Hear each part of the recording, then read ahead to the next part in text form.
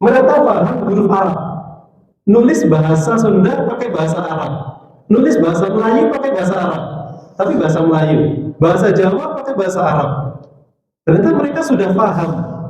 Mungkin juga sesajen buat lautan, buat sawah. Masya Allah, fenomenanya sangat banyak. Dan itu makanannya seluruhnya ini hukumnya haram.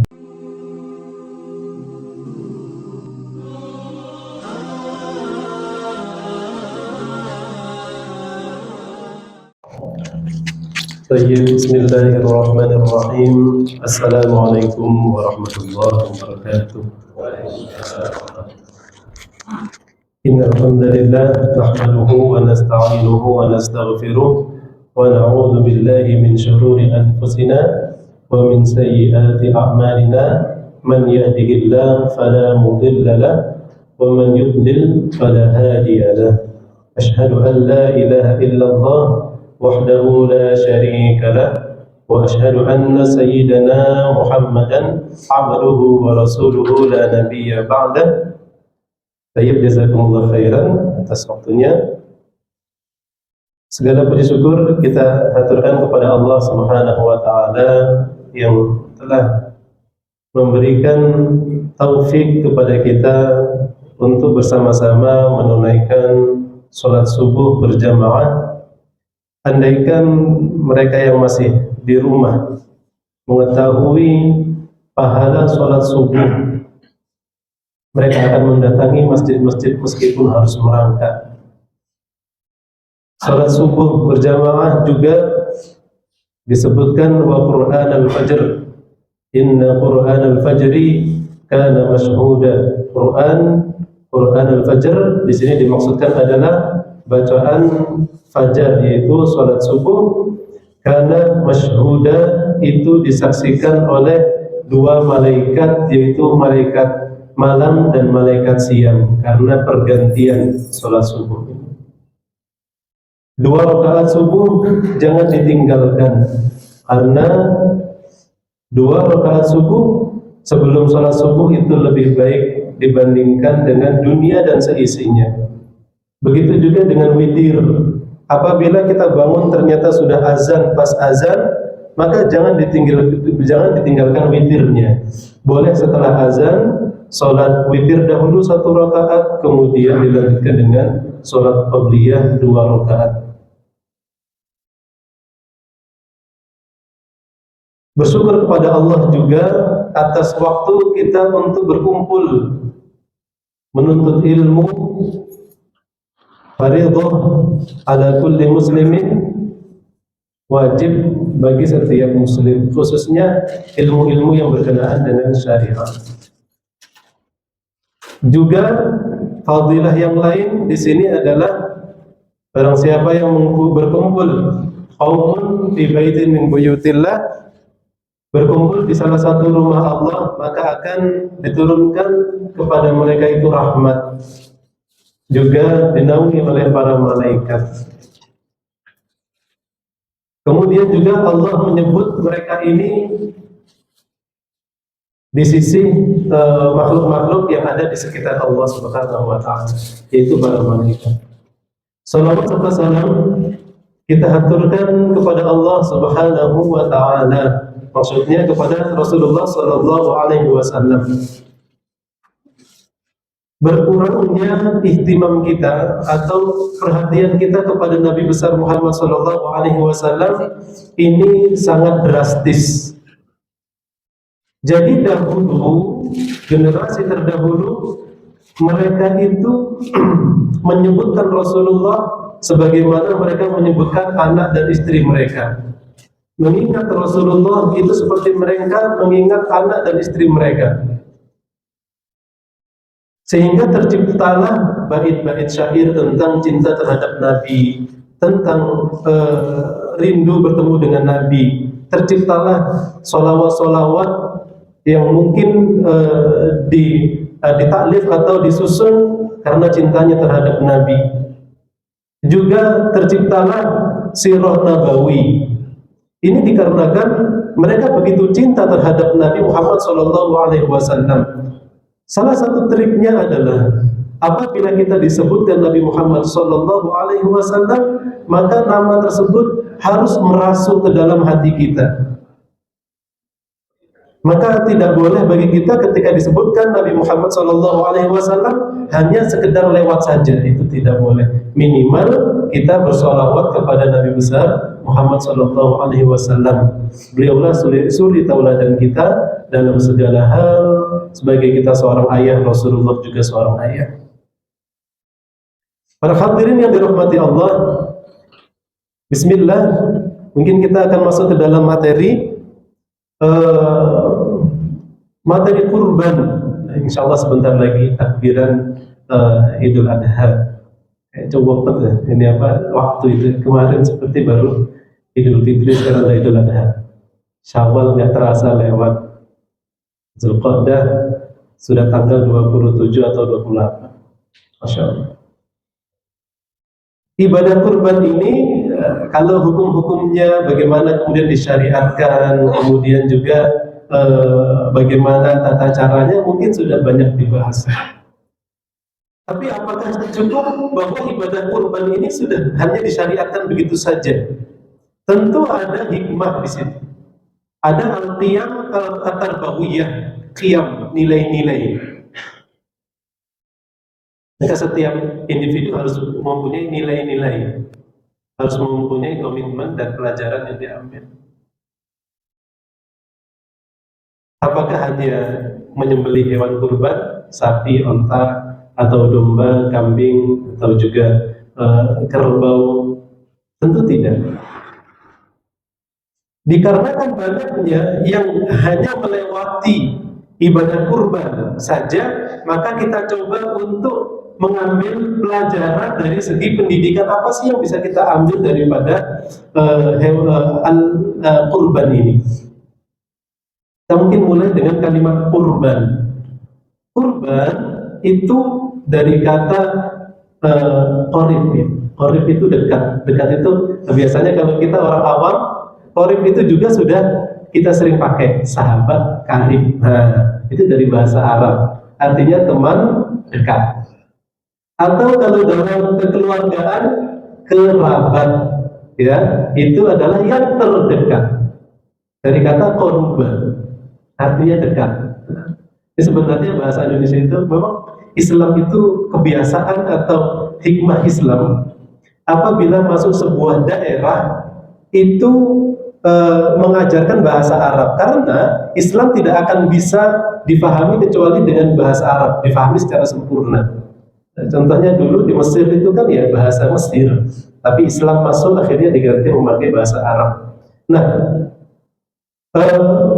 usaha para ulama terdahulu yang berdakwah di Indonesia sama, ingin mengarabkan bahasa Arab di Indonesia, sehingga sudah banyak yang diserap oleh bahasa Indonesia, cuman belum totalitas, tapi sudah keburu kalah sama penjajah. Belum totalitas. Dulu ada survei bahwa 80% orang Indonesia itu buta huruf. Mungkin tahun 45 atau tahun berapa. Tapi ternyata itu tidak benar. Mungkin buta huruf Latin. Mereka paham huruf Arab. Nulis bahasa Sunda pakai bahasa Arab. Nulis bahasa Melayu pakai bahasa Arab.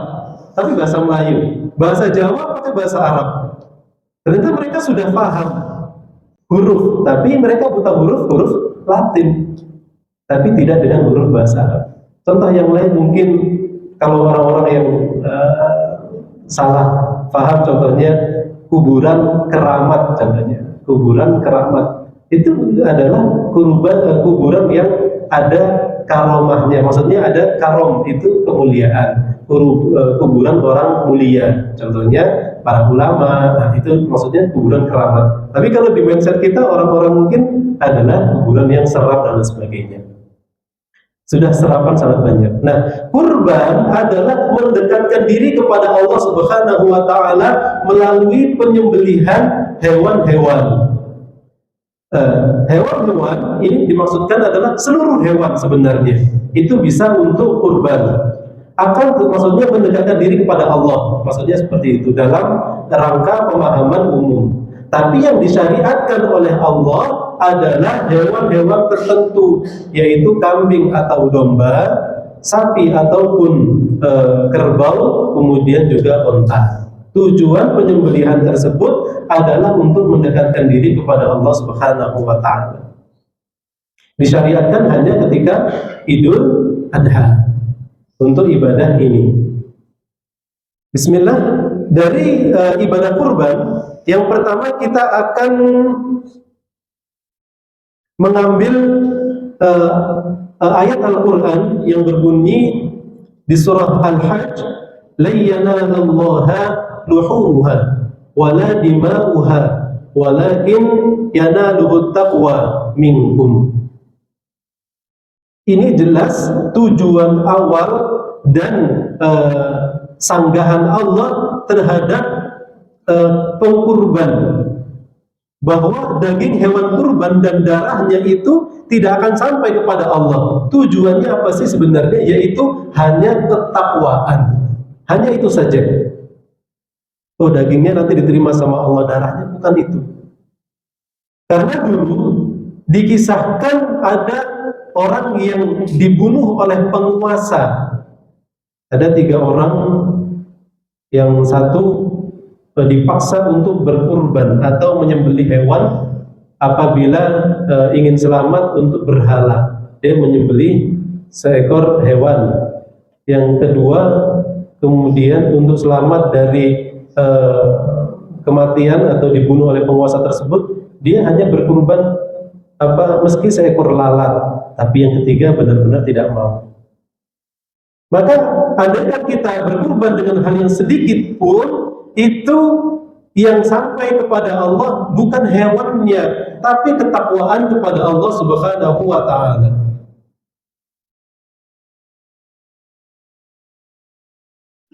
Tapi dari kisahnya Qabil dan Habil, ya, yang disebutkan dalam Al-Qur'an, "Idz qarraba qurbanan fatuqbila min ahadihima wa lam yataqabbal min al-akhar qala la aqtulannak qala innama yataqabbalu Allahu minal muttaqin." Yang artinya ketika Qabil dan Habil itu mereka berkurban masing-masing dari apa yang mereka rawat, ya.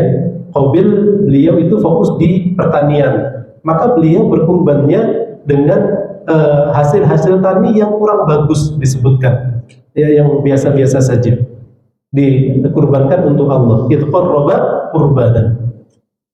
Tapi Habil, adiknya, beliau fokus di peternakan. Dia ambil hewan yang paling gemuk dan paling bagus untuk Allah Subhanahu wa taala. Maka beliau ambil yang terbagus. Kemudian fatuqbila min ahadihima, maka diambillah atau diterima oleh Allah salah satu di antara mereka, yaitu adiknya. Itu punya Habil, diambil oleh Allah, diterima, dikabul oleh Allah. Karena yang terbaik. Karena iri dengki tersebut, Qabil mengatakan, la aqtulannak, aku akan bunuh dirimu. Masya Allah, begitulah hasad, iri, dengki, takabur, itu akan menuju kepada hal-hal yang tidak baik. Walam yutaqabbal minal akhar qala aqtulannak qala innama, maka Habil menjawab, innama yataqabbalu Allahu minal muttaqin, sesungguhnya Allah menerima dari orang-orang yang bertakwa, bukan orang-orang yang tidak bertakwa. Karena orang bertakwa itu sebenarnya kalau kita membahas pendidikan di dalam udhiyah atau kurban ini, takwa itu sudah cukup. Karena dari takwa itu nanti sudah ada ikhlas, sudah ada ada syukur, nanti juga ada rahmat atau kasih sayang kepada yang lain. Kalau orang bertakwa sudah otomatis. Innama yataqabbalullahu minal muttaqin. Oleh karena itu, yang terjadi di masyarakat luas kita ini, meskipun ada beberapa, Masya Allah, ini adalah memang hanya sunnah. Tapi saya tahu di beberapa daerah di Indonesia ini tidak dilaksanakan hewan kurban. Mungkin di kampung-kampung di desa kita ada, ya, sebagian titik kampung yang tidak melaksanakan kurban sama sekali. Padahal kampung sebelahnya ada kurban. Nah, itu di kampung kami. Di kampung kami tidak ada kurban sama sekali. Dan para ulamanya pun, kiai-kiainya tidak memberikan, menyemangati mereka untuk ibadah kurban. Ketika ditanya, mereka menjawabnya adalah sunnah saja. Jadi kalau meninggalkan sunnah yang kita mampu kemudian tidak melaksanakan sama sekali, ya itu sudah bisa menjerumus kepada dosa. Kurban yang terbaik diambil kisah juga dari Nabi Ibrahim alaihissalam, Nabi Ibrahim dan Nabi Ismail alaihissalam. Beliau itu ketika mimpi untuk diperintahkan oleh Allah Subhanahu wa taala menyembelih anaknya melalui mimpi, tapi mimpinya para nabi itu benar, maka Nabi Ibrahim tanpa ragu melaksanakan perintah Allah Subhanahu wa taala. Perintah ini kemudian di dalam Al-Qur'an yang paling jelas adalah inna a'tainakal kautsar fasholli li rabbika wanhar inna syani'aka huwal abtar. Yaitu maka dirikanlah salat karena Tuhanmu dan sembelihlah, ya, sembelih panhar. Nahar itu jadi di dalam hewan-hewan kurban kayak onta itu dinahar. Nahar itu hanya lehernya ditusuk saja. Ini dinahar artinya. Jadi onta itu nggak disembelih.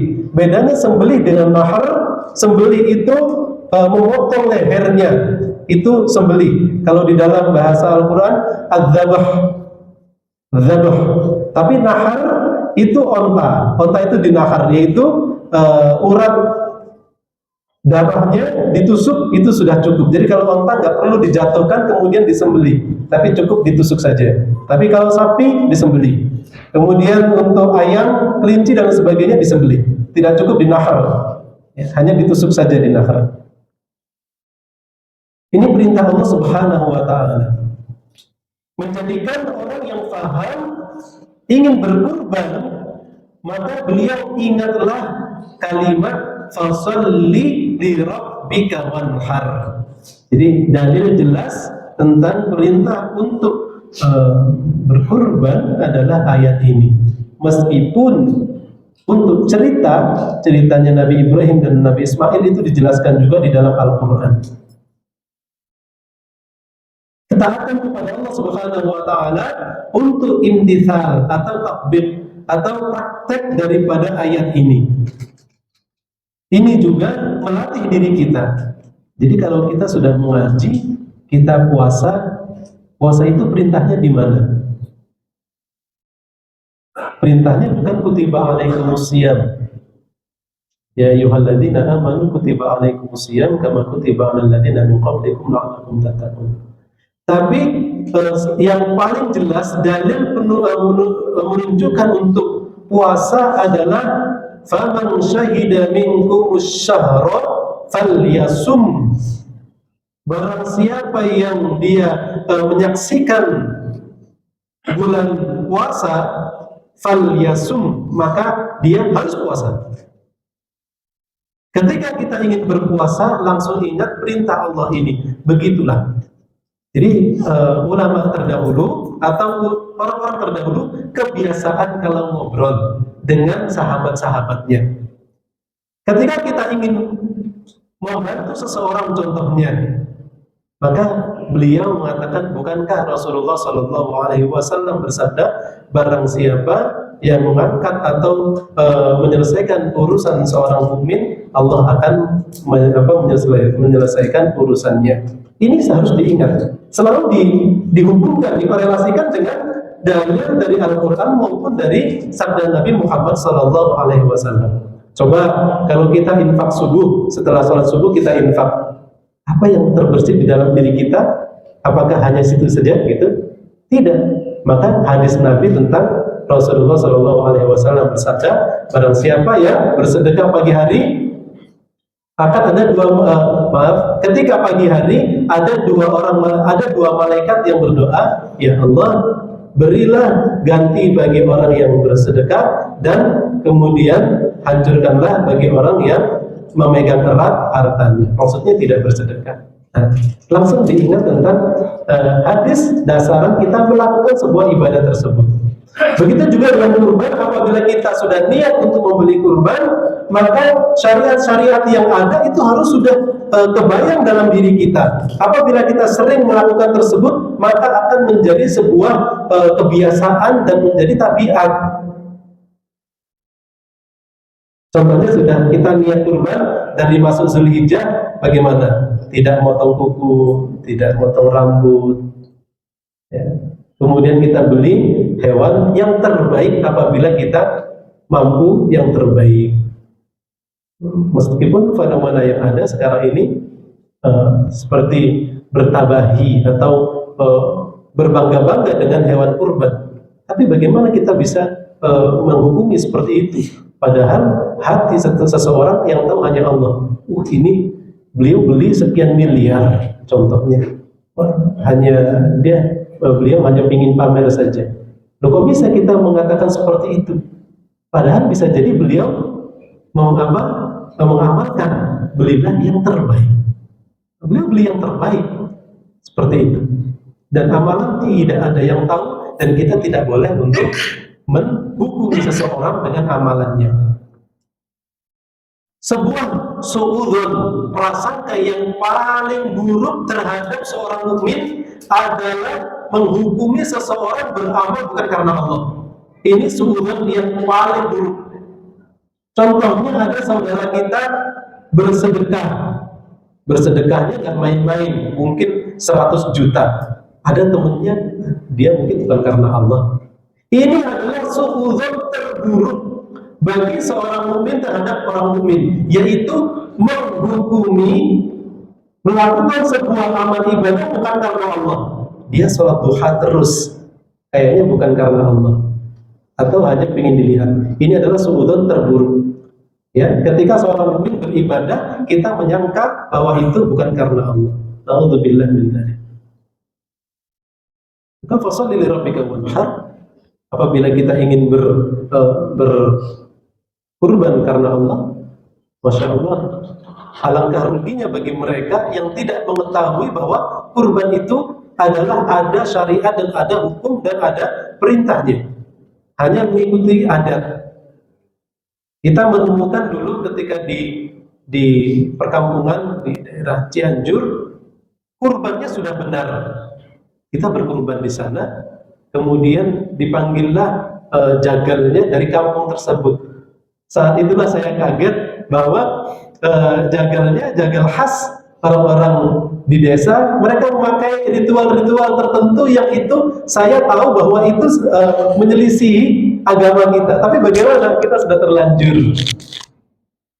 Maka sekarang sudah ada pelatihan-pelatihan, harus diikuti pelatihan tersebut karena mereka sudah mempelajari, menekuni, mendalami bagaimana cara berkurban dan penyembelihan kurban yang benar. Itu mungkin sudah banyak dibahas.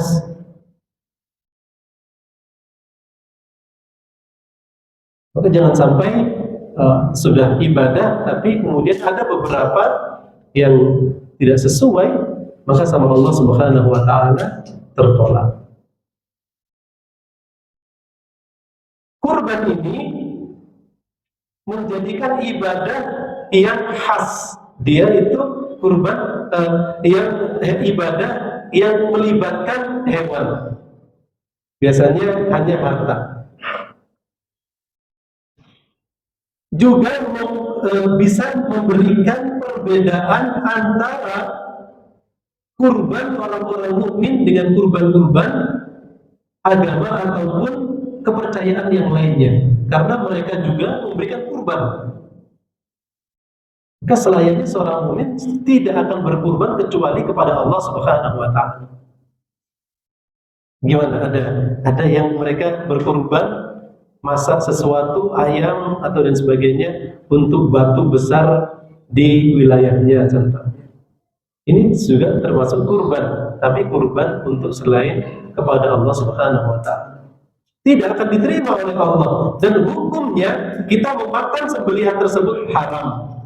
Nah, kalau kita datang tiba-tiba ada pohon besar, di bawahnya ada ayam bakarnya, yang kita tahu bahwa kalau mungkin di Indonesia ini namanya sesajen ya, itu kita nggak boleh makan ininya ya, tidak boleh makan ayam tersebut, karena dia disembelih bukan karena Allah. Hukum sembelihannya haram.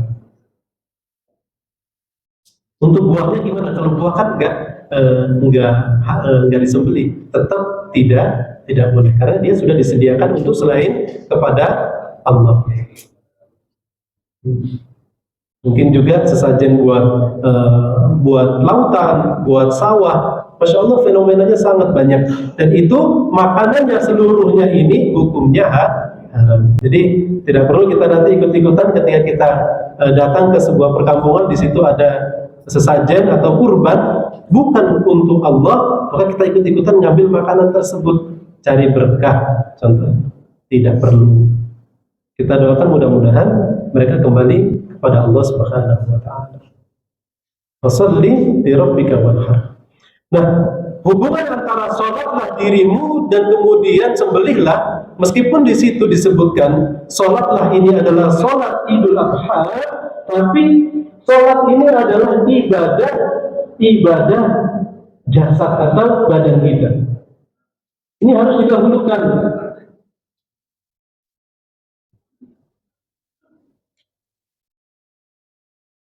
Sholat tersebut juga mempunyai syarat dan keutamaannya. Sholatnya kalau wudhunya belum sempurna, mungkin harus ada pelatihan wudhu. Nanti dipanggil ustadznya siapa, itu khusus untuk pelatihan wudhu itu yang benar bagaimana, referensinya bagaimana. Karena mau tidak mau di lapangan kita masih melihat ketika usianya sudah dewasa, mungkin sudah bapak-bapak seperti kita, tapi wudhunya belum benar. Nah, berapa tahun beliau wudhu seperti itu, dan akhirnya sholatnya tidak diterima. Karena harus dari wudhu ya. Sedangkan al-udhiyah, nanti di bahasa lain selain kurban itu udhiyah. Udhiyah itu artinya pengorbanan atau menyembelih sesuatu untuk Allah Subhanahu wa taala, itu namanya udhiyah. Mudhi, orang yang berkorban. Itu adalah selain ibadah hati, juga ibadah mal atau ibadah harta.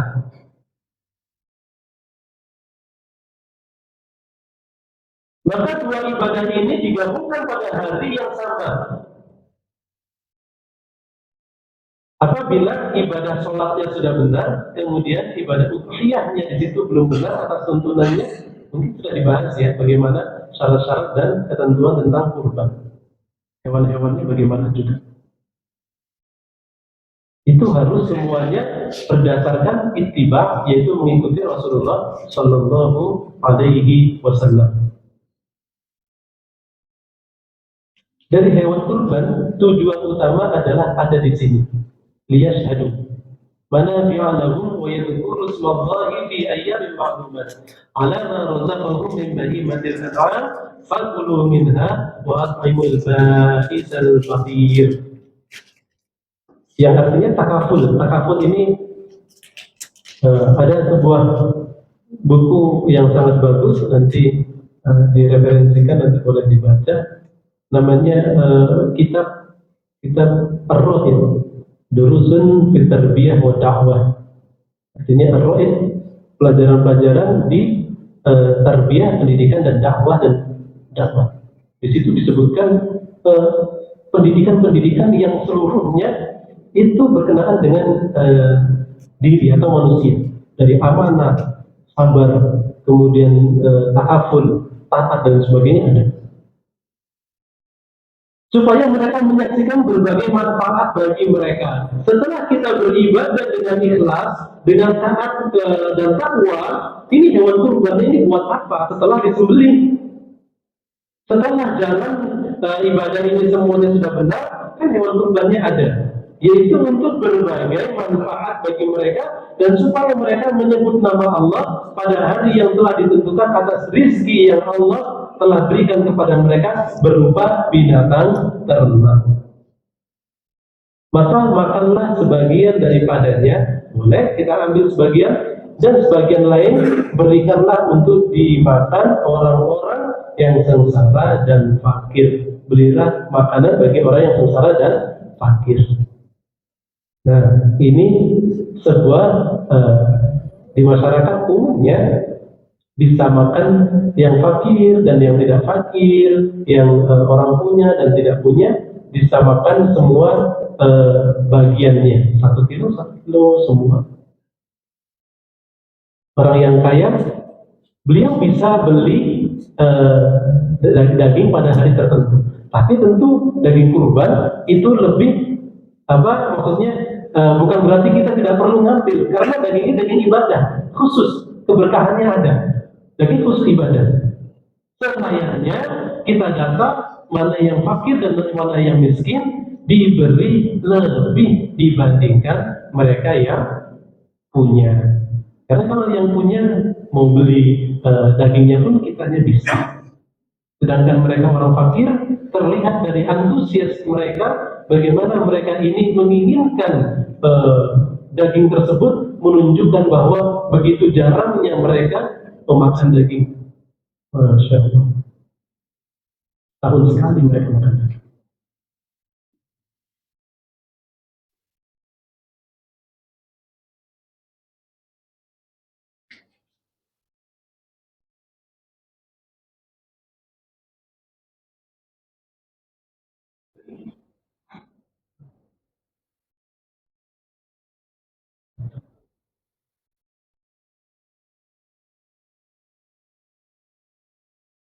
Mudah-mudahan Allah mudahkan urusan kita semuanya, dan di orang mukmin mereka sungguh banyak yang kelaparan zaman ini. Masya Allah. Mudah-mudahan kita doakan tidak ada yang kelaparan orang. Al-Ba'is al-Fakir, yang sesama dan orang fakir ini diutamakan.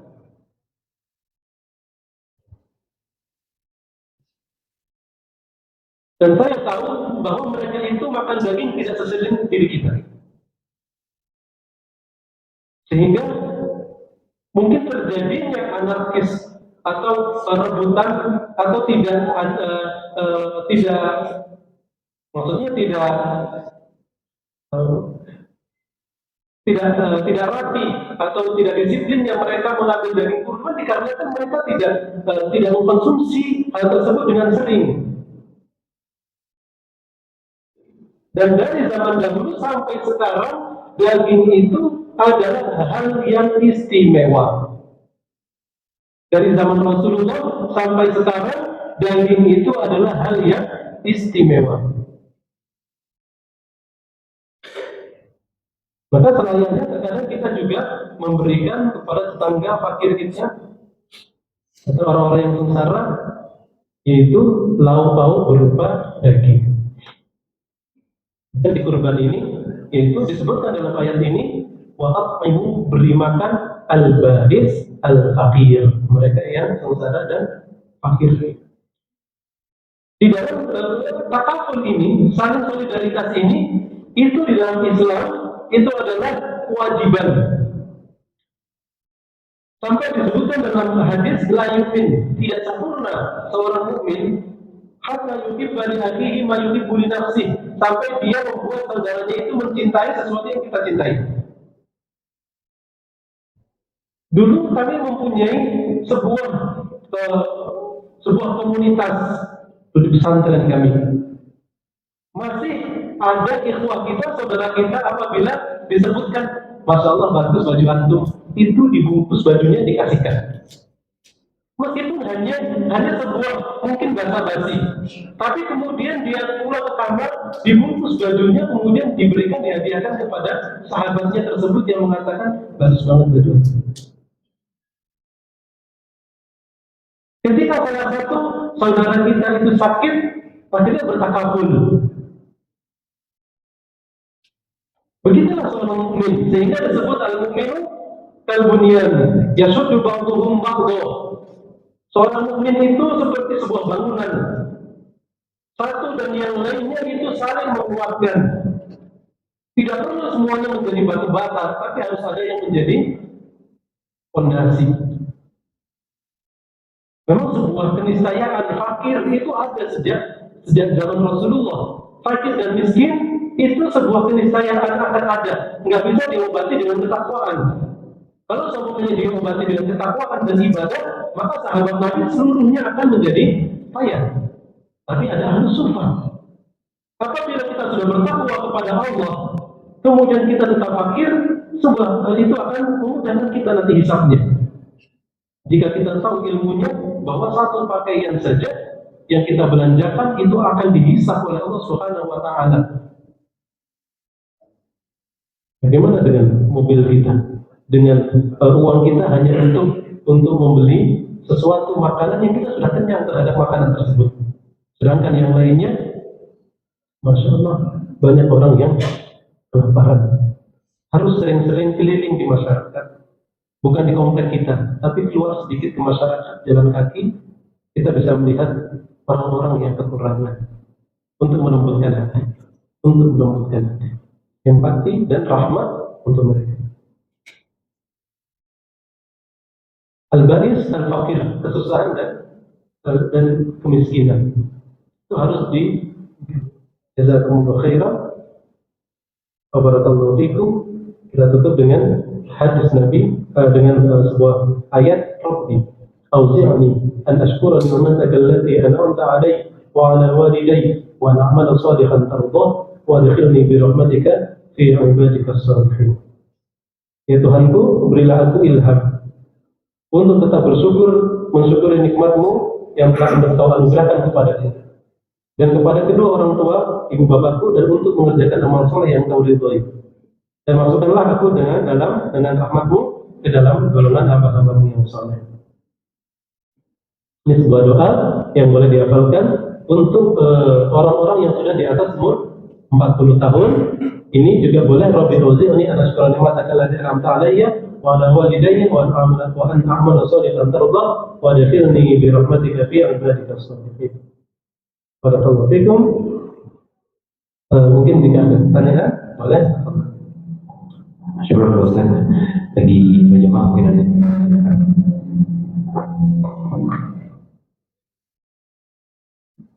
Sampai menunggu subuh. Masih lama ya.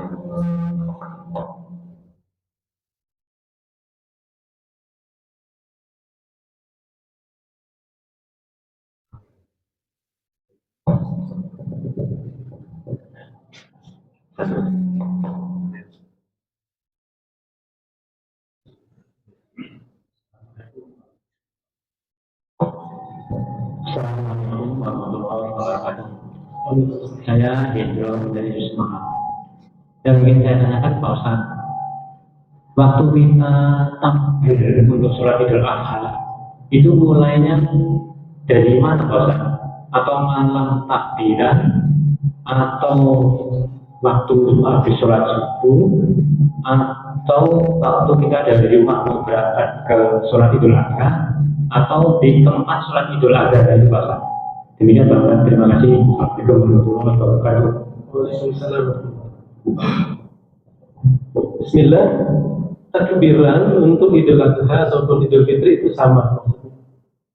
Ini zaman sekarang itu sudah semakin menurun kebahagiaan kita, atau kita menunjukkan kebahagiaan terhadap hari Aid. Dahulu hari Aid itu maksudnya dahulu itu bukan ketika waktu masih kecil, tapi generasi-generasi terdahulu itu mereka bertakbir di mana-mana. Di pasar-pasar mereka bertakbir. Itu menunjukkan bahwa itu Id itu hari raya. Mereka bangga dan mereka senang dengan hari raya. Di pasar-pasar mereka bertakbir, di jalan-jalan mereka bertakbir. Nah, sekarang kan kita sungkan ya takbiran sendiri di jalan naik motor, Allahu Akbar. Tapi begitulah yang kita baca dan kita tahu generasi terdahulu. Mereka bertakbir di mana saja. Maksudnya takbir di sini tidak harus pakai sound dan tinggi suara tidak, tapi cukup dengan Allahu Akbar, Allahu Akbar, Allahu Akbar. La ilaha illallah, Allahu Akbar, Allahu Akbar, walillahil hamd. Kayak gitu. Tidak perlu dengan suara yang tinggi banget. Tapi kapan kita mulai takbiran? Itu sebenarnya hubungannya dengan pergantian hari. Pergantian hari di dalam Islam yaitu dimulai dari pada asar. Sehingga pada sholat asar itu sudah ada yang memulai takbiran. Sebenarnya ada pembahasan ikhtilaf ulama di situ, ada yang mulainya pada maghrib, ada yang itu sebenarnya memang ada khilafnya. Tapi yang secara umum saja kita ambil yaitu pada asar, dan umumnya seperti itu. Insyaallah dimulai pada asar. Dan apa yang dilakukan di masjid-masjid yang ada, bahwa seorang imam itu takbiran setelah sholat itu adalah dasarnya, ya, seperti itu. Mungkin seperti itu.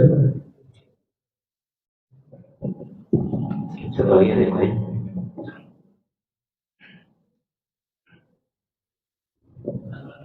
Satu lagi.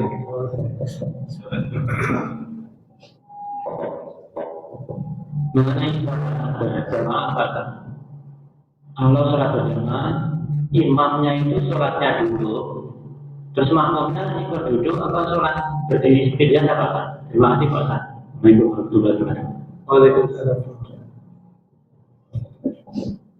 Tentang sholat, saya sudah lama nggak mengkaji ulang.